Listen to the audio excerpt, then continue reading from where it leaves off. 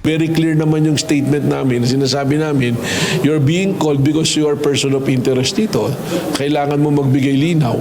Bigyan mo nila, binanggit yung pangalan. Itong binitiwang hamon ni National Bureau of Investigation Director Melvin Matibag laban kina Batangas 1st District Representative Leandro Lebiste at dating Presidential Advisor on Political Affairs Secretary Jacinto Jing Paras. Bukas na ang inaasahang pagdalo ng mga ito matapos ipasabina ng NBI dahil sa alegasyon na may kaugnayan ng mga ito sa umano'y honey trap at character assassination laban kay Executive Secretary Ralph Recto.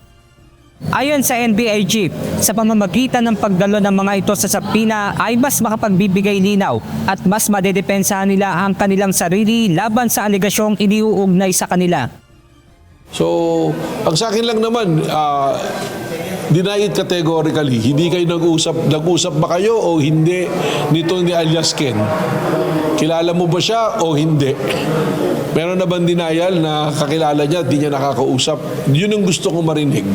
Pag sinabi nilang hindi yun, di at least kami ngayon, nasa amin yung burden of evidence. Di ba?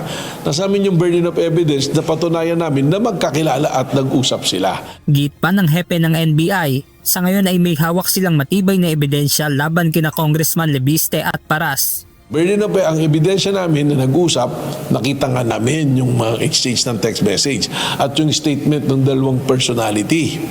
So ano ba yung hinihingi ng attorney ni Jing Paras? Ayun na yun, nandiyan na.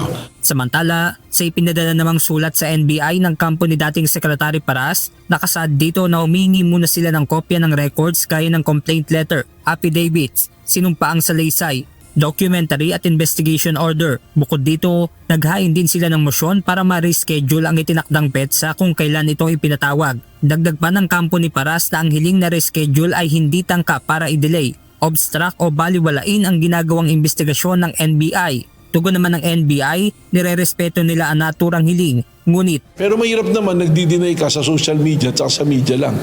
Sabi naman nila, we will face it on the proper forum and based on law, ang NBI is the proper forum for you to say those things.